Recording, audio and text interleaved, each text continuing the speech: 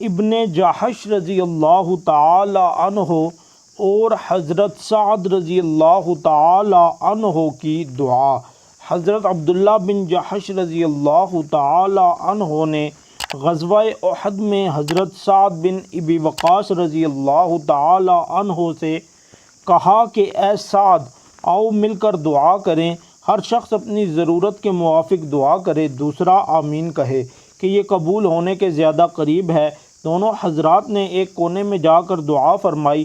اول حضرت سعد رضی اللہ تعالیٰ عنہ نے دعا کی، یا اللہ، جب کل کو لڑائی ہو تو میرے مقابلہ میں ایک بڑے بہادر کو مقرر فرما، جو سخت حملہ والا ہو، وہ مجھ پر سخت حملہ کرے اور میں اس پر زوردار حملہ کروں، پھر مجھے اس پر فتح نصیب فرما کہ میں اس کو تیرے راستے میں قتل کروں اور اس پر غنیمت حاصل کروں۔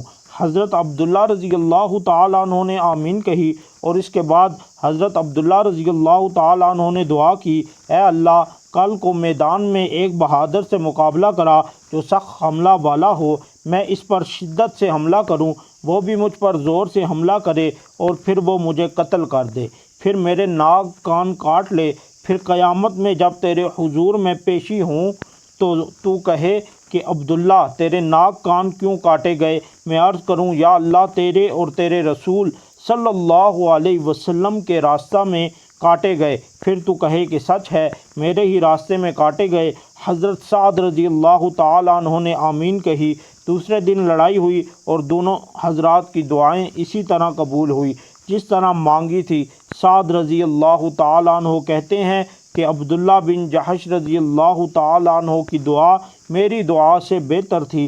میں نے شام کو دیکھا کہ ان کے ناک کان ایک دھاگے میں پروئے ہوئے ہیں۔ احد کی لڑائی میں ان کی تلوار بھی ٹوٹ گئی تھی۔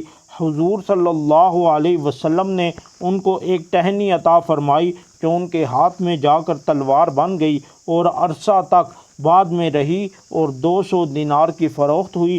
دینار سونے کے ایک سکہ کا نام ہے۔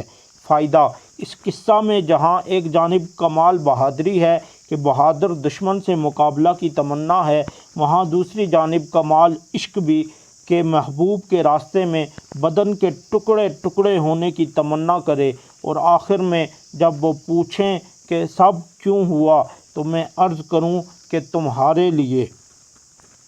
رہے گا کوئی تو تیغ ستم کے یادگاروں میں، رہے گا کوئی تو تیغ ستم کے یادگاروں میں، میرے لاشے کے ٹکڑے دفن کرنا 100 مزاروں میں۔